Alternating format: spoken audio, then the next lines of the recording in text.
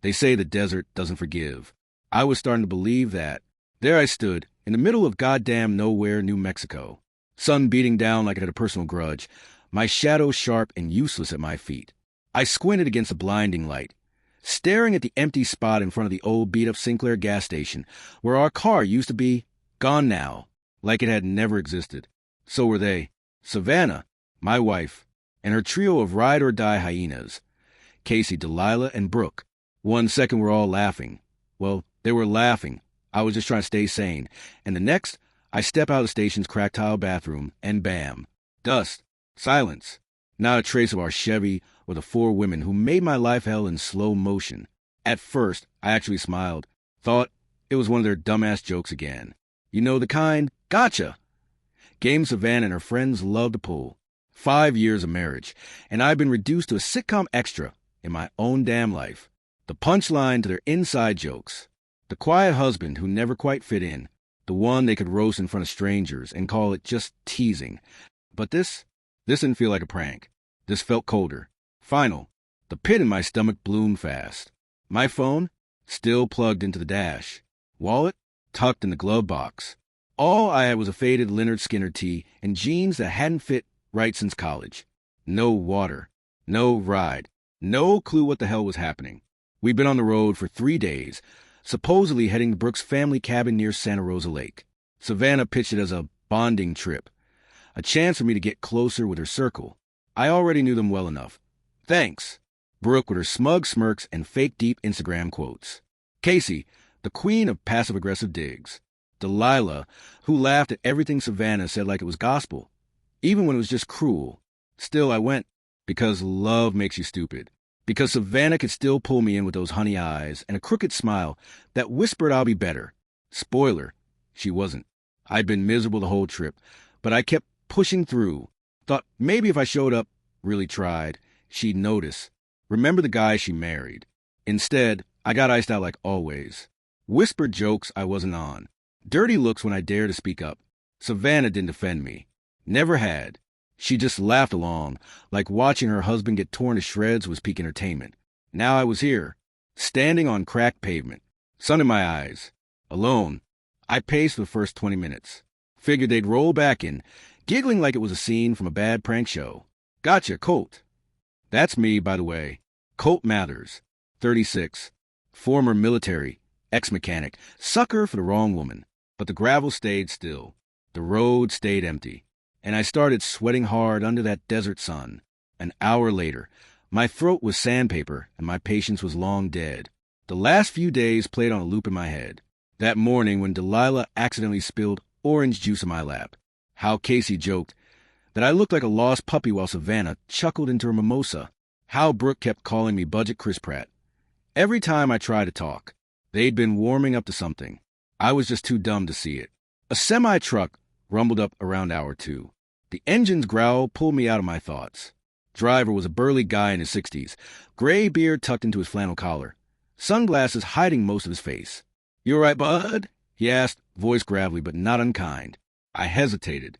Pride flared, but shame was louder. "No," I said. "Wife ditched me. Took the car. I've got nothing." He looked at me for a long second like he'd heard this story before. Probably had. "Climb in," he said. "Ain't safe to roast out here like a damn hot dog." I didn't argue.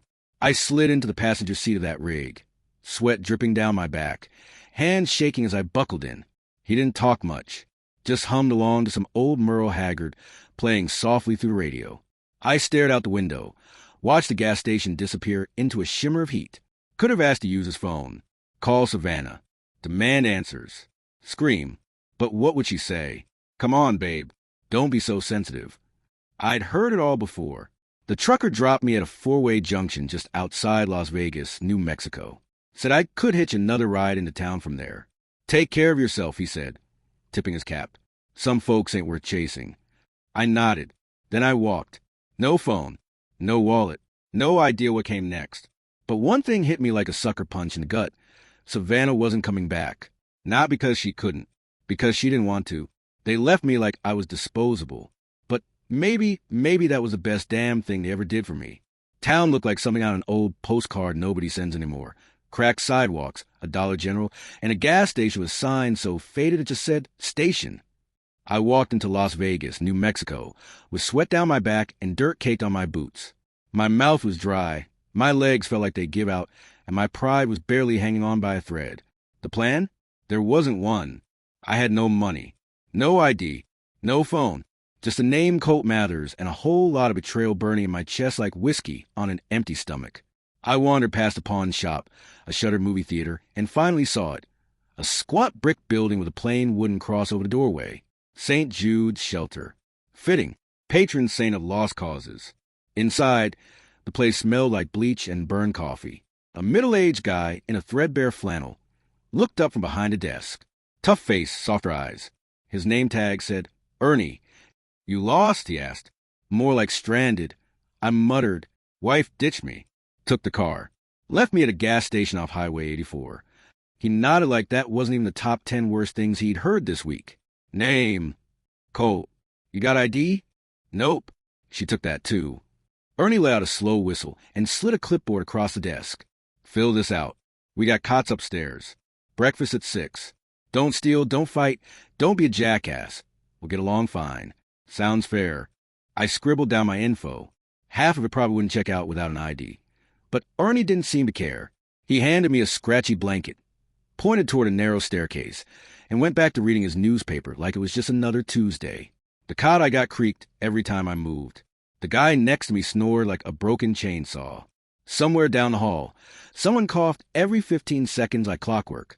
And still, it was the first time in years I didn't feel completely alone. I lay there staring at the cracked ceiling, fists clenched, jaw tight. Savannah's laugh echoed in my skull. That smug grin she wore when Casey accidentally spilled margarita on my jeans. The way Brooke used to roll her eyes whenever I tried to talk football. The worst part? I let them tear me down, inch by inch, until I didn't recognize myself. And then they left me in the dirt like trash after a picnic. I should have seen it coming. Next morning, Ernie handed me a plastic tray of eggs that tasted like rubber and toast that could slice your gums. "You need work," he said, eyeing me like a drill sergeant. "You got some?" I asked. He pointed out the window. "Greta's Diner, 2 blocks down. Place looks like it's one health violation from getting shut down, but they need hands." I made my way there, sore and stiff but still standing. Greta's was a greasy spoon with flickering lights and a counter that leaned a little to the left. A woman stood behind it, arms folded, cigarette dangling from her mouth. Tank top, tattoo sleeves. "No patience. You here for food or work?" she barked. "Work." "You got experience?" "Not officially." She shrugged. "Neither did my last dishwasher. He quit mid-shift and took the damn soap. You steal anything, I break your kneecaps. Start now. Name." "Colt." She tossed me an apron that might have been white once. "Welcome to hell, Colt." I got to work. Scrubbing pans, hauling garbage, mopping greasy floors. Every cut on my hand stung. Every muscle screamed. But I didn't stop. I couldn't. This was mine. My second shot, even if it smelled like burnt hash browns and expired ketchup. The other cook, Jerry, was a wiry guy with nicotine fingers and a radio stuck on classic rock. He didn't ask questions, just grunted and passed me plates. "You got the look," he said once, during a lull. "What look?" "Man who's been burned bad and got nowhere to go but up." He wasn't wrong. By the end of the week, I had $67 in my pocket, a pair of busted work boots, and a phone I bought from a pawn shop for $20. No data, no apps, just calls and texts. That's all I needed. I charged it up, turned it on, and stared at the blank screen. And then the calls started. First one was from a number I didn't recognize. I didn't answer. Second one I did. "Colt." Savannah's voice was shaky. "Sweet. Too sweet. I didn't say a word. We waited for you. It was supposed to be funny. A joke." I hung up. 5 minutes later. Text from Brooke. "Dude, you gotta admit it was hilarious. You're not seriously mad, right?" Mad? No. Mad was what I felt year one. This was something colder, deeper. They kept calling, messaging. Casey even left a voicemail that started with, "Okay, maybe we went too far," and ended with, "But come on, it's not like you're dead." Not dead. Just done. I blocked them all. One by one. That night, lying on the same squeaky cot. My thumb hovered over Savannah's last voicemail. Colt, please. Just let me know you're okay. I didn't mean to. Delete. I stared at the ceiling until morning, and when Ernie asked how I was doing, I said the truth. Better. Days bled into weeks. Greta stopped barking so much. Jerry started calling me Tank. The regulars at the diner tipped me in crumpled bills and greasy smiles. I started saving. Bought a pair of jeans that didn't have holes in the crotch. Got a prepaid card. Applied for a new ID. Ernie helped with the forms. He looked over at me one night and said, "You're not just surviving anymore, kid. You're living." I didn't answer. Just nodded, feeling something shift deep in my gut. Because for the first time in 5 damn years, I wasn't scared. Savannah and her pack had left me for dead, but I was still here, still standing. And I was just getting started. Greta's diner smelled like burnt bacon, bleach, and broken dreams, but it was mine, or at least the closest thing I'd had to mine in years. Every morning, I walked through that busted screen door, tied on that stained apron, and lost myself in the hiss of the grill, the scrape of dishes, and the orders yelled in Greta's whiskey and sandpaper voice. And that was enough. For now, I'd stopped counting how long it had been since Savannah left me in that gas station lot. Weeks, maybe. Felt like longer. The kind of wound time doesn't stitch. It just scabs over and leaves you sore when the weather changes. I'd moved out of the shelter by then. Ernie pulled some strings, and I landed a cot in a halfway house run by a quiet vet named Clyde, who didn't ask questions. He handed me a key, said, "Respect the rules," and that was it. My room was barely big enough for a twin mattress and a plastic drawer set, but it didn't smell like mildew, and nobody snored loud enough to shake the walls. One night, I sat on the saggy edge of the bed, flipping through old contacts on my burner phone. Just muscle memory. I wasn't going to call anyone. Most numbers were dead weight anyway. People who picked Savannah's side when things got ugly. Friends who drifted off when I stopped showing up with her on my arm. Then a new voicemail came through. Blocked number. I hesitated, thumb hovering over the play button. Curiosity one. "Hey, Colt, it's Savannah." Again. "I know you blocked me, but I borrowed Brooke's phone. I don't know. I miss you. I didn't think it would go this far. You've always been strong, but not answering. It's scaring me. Please, just one text. Something. Anything." My jaw tightened.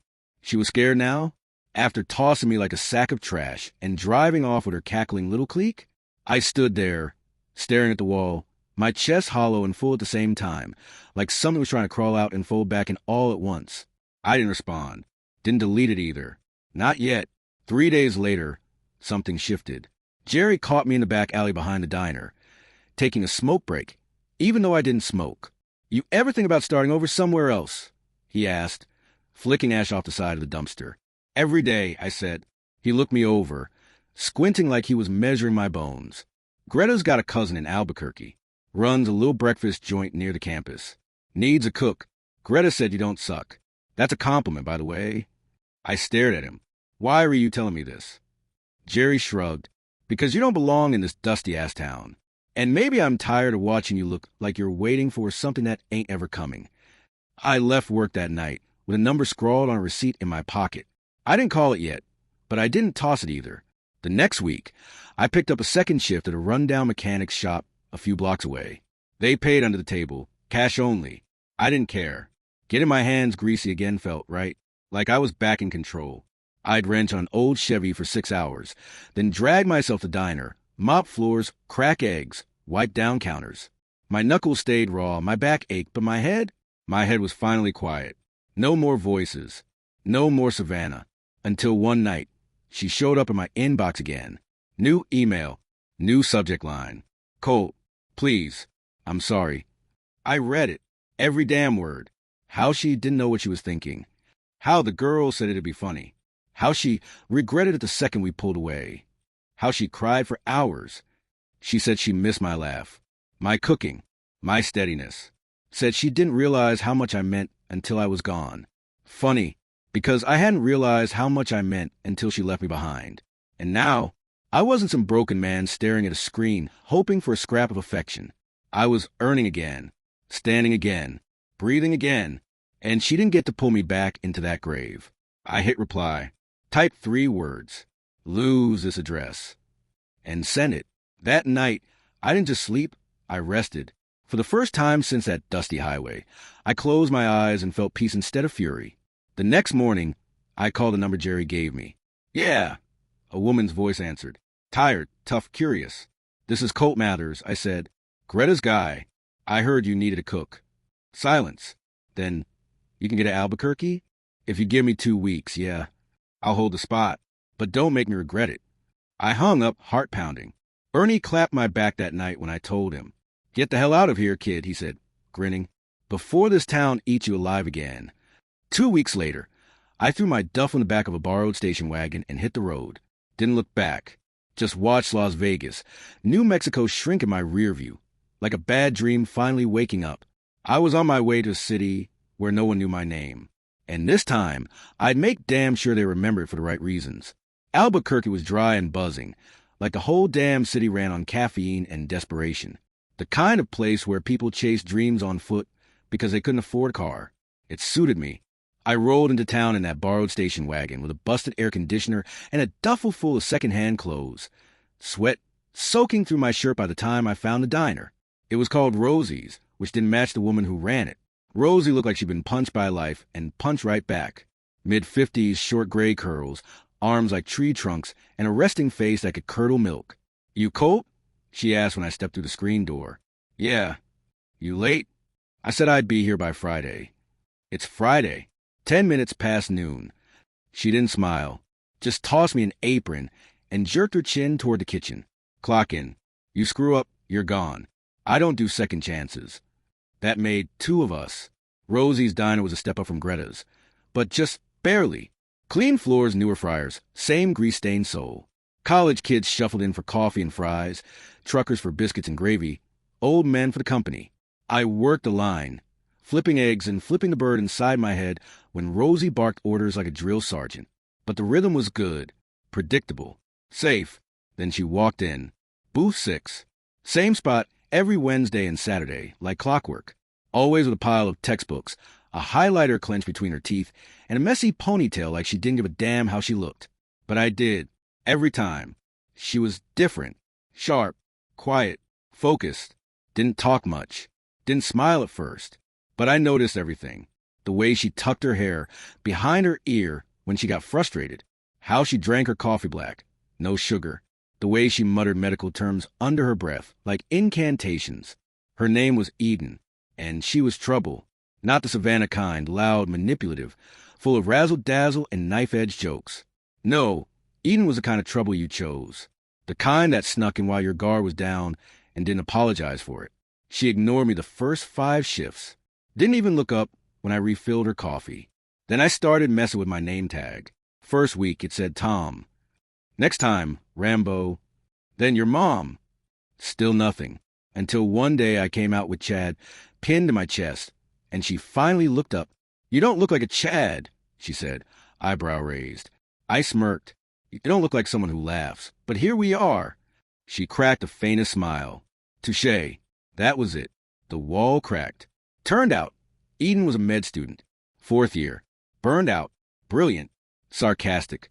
She studied at the diner because her roommates were a circus, and Rosie didn't charge refills. One night, I caught her crying. She was in her booth, hands in her hair, eyes red. Everyone else had cleared out. Rosie had gone home early. It was just us. "You okay?" I asked, even though I knew the answer. She looked up, surprised, wiped her face. "Fine." "Liar." She laughed, bitter. "Failed a rotation. My advisor thinks I'm too cold. Too distant. Maybe they're right." I sat across from her without asking. "You're not cold. You're just used to carrying your own weight." She blinked. "That's supposed to be comforting?" "Nope. Just true." She stared at me for a long beat. "What's your story, then?" I looked past her, toward the kitchen. "Got left behind," I said, turned it into a map forward. After that night, she started staying later. Sometimes I'd walk her to her car. Sometimes she'd bring me leftovers from her cooking experiments. Once, she fell asleep in the booth while reading, and I draped my flannel over her shoulders. She never gave it back. Eden wasn't sunshine. She was grit, the kind of person who survived storms and learned to dance in the thunder. We didn't date. Not right away. We just existed. Together. Two quiet souls trying to outrun the weight of who we used to be. Until one night when she said, "You want to get out of here?" And I did. We grabbed gas station burritos and sat on the hood of her car, watching the stars. She told me about her mom dying young. I told her about Savannah. When I was done, Eden didn't gasp, didn't pity me.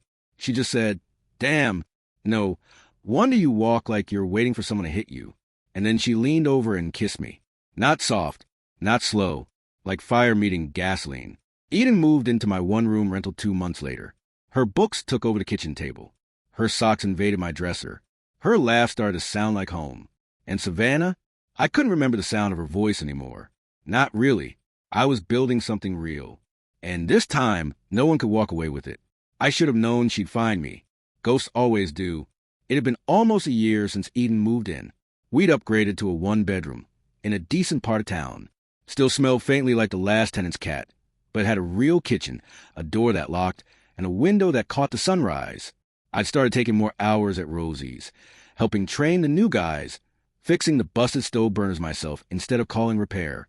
Rosie paid me under the table for the extras and slipped me a wink like it was our little crime ring. Life was steady until she came back. It started with a LinkedIn notification. Yeah, LinkedIn, of all things. Someone viewed your profile. Then another. Then 27 more. All from the same name I hadn't seen in nearly 2 years. Savannah Lynn Harper. I stared at the screen, heart still for a second. My account was barely a shell. Name, job title. A blurry picture Rosie forced me to take behind the counter. But she'd found it. And she'd been digging through it like a dog with a bone. I didn't tell Eden. Not yet. Not because I was hiding anything, but because I didn't want to give Savannah that kind of space in our home. I buried it like I used to bury my anger, deep, tight, suffocating. A week passed. Then came the email. Subject, Colt, please. I didn't open it. Didn't need to. I knew exactly what it said. Regret, excuses. Maybe even those fake tears she used to pull when she wanted something. But I couldn't ignore it either. I waited until Eden was asleep, her arms slung across my chest, her hair fanned out on my shoulder. I got out of bed, crept into the kitchen, and clicked it open like it might explode. Colt, I know I don't deserve your time, but I need you to hear me. I've made mistakes. The lake trip, what we did to you, it wasn't supposed to go that far. I never meant to hurt you. I was stupid. I got caught up. You were always the one who held it all together. My life's different now. The business folded. I'm divorced. I've been thinking about you a lot lately. About us. I don't expect forgiveness. I just want to know if you're okay. Savannah. I laughed. Quietly. Bitterly. Because that email, that was vintage Savannah. Buried blame under soft words. Victimhood dressed in silk. She made mistakes. As if abandoning me in the desert was just bad judgment, like ordering the wrong wine. I didn't reply. I just closed a laptop and stood there in the dark kitchen, staring out the window at the empty street, breathing. She came into Rosie's the next week. I was on the grill, flipping sausage links, when I saw her reflection in the ticket rail glass. Tight jeans, blouse that said, "I tried, but not too hard." Hair shorter, makeup heavier. A version of her, but faded, dimmer. She sat in booth 6. Eden's booth. Rosie saw my face tighten and muttered, "Want me to toss her?" I shook my head. "I'll handle it." I walked out front, wiping my hands on a rag. Savannah. She looked up, and her smile flickered, half hope, half guilt. "Hey, Colt, what do you want?" She looked down at the menu she wasn't reading. "Just coffee. I'm not asking as your server." She sighed, leaned back. "I messed up. I know that. I've said it. I saw your profile. Saw what you're doing. I wanted to see it for myself. See you." I stood there a moment, let the silence hang. "You didn't want to see me, Savannah. You wanted to see if I'd broken, if you still had a string to pull." Her mouth opened, then shut. "I'm not that guy anymore," I said, "and you don't get to sit in her booth." She blinked. Her, Eden, my partner, the one who didn't throw me away like garbage. A flicker of something crossed her face. Pain, maybe, or just her pride getting kicked. I didn't care. "I'm going to walk back to that kitchen," I said calmly. "And if you've got any dignity left, you'll be gone before I come back out." I turned and left. Didn't look back. Rosie met me at the pass, her lips pressed in a tight line. "She's still there?" "Not for long." 5 minutes later, I peeked out the side window. She was gone. Coffee untouched. Just a lipstick-stained napkin sitting where her hand had rested. That night, I told Eden everything. The LinkedIn views, the email, the visit. She didn't say much. Just reached for my hand and held it tight. "You good?" she finally asked. "Yeah, just angry, not because she came back, but because I almost let it shake me. She squeezed once. She can knock. You don't have to open the door." And I didn't. I was done letting ghosts haunt me. The next day, I deleted my old LinkedIn. Then I took Eden out to the dive bar she loved, the one with sticky floors and a killer jukebox. We danced like idiots, offbeat and loud, and when I kissed her, I didn't think about Savannah at all, not even a little.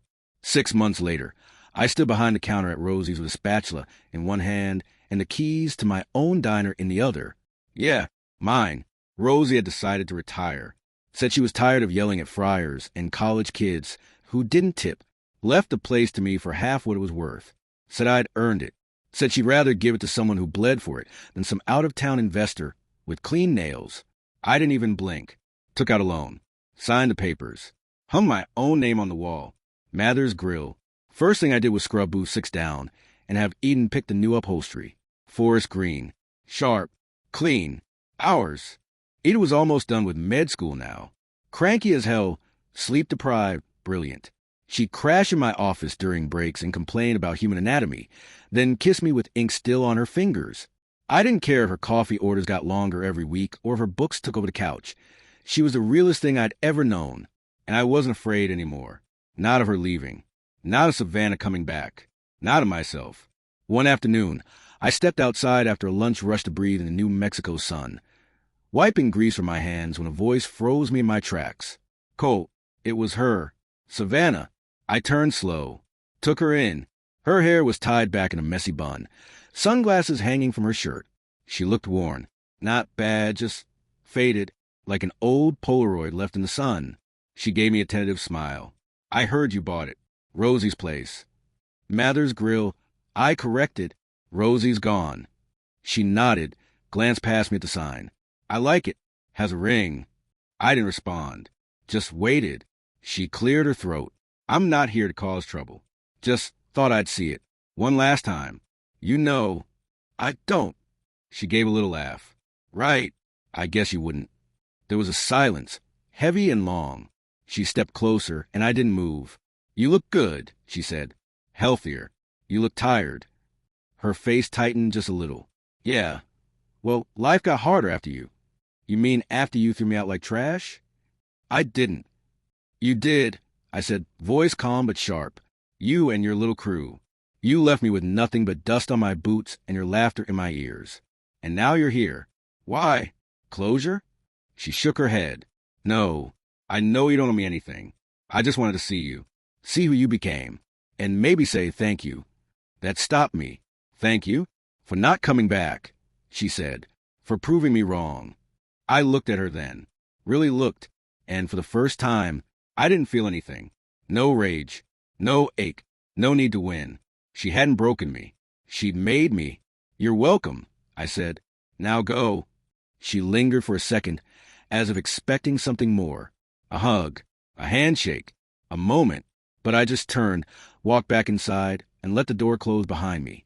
I didn't watch her leave. Didn't need to. Eden was waiting in the kitchen. Hair in a bun. Stethoscope still around her neck. Eating fries off a plate like she hadn't eaten in a week. "Everything okay?" she asked, mouthful. "Yeah," I said, grabbing a fry. Just finally took out the trash. She grinned, leaned over the counter, and kissed me. The grill sizzled behind us. Customers laughed in the booths. And the ghost at the door? Gone. For good. That's the thing about people like Savannah. They think they're the storm. The story. The thing that ruins you. But sometimes they're just a spark. And me? I burned the past the ground and built a kingdom from the ashes.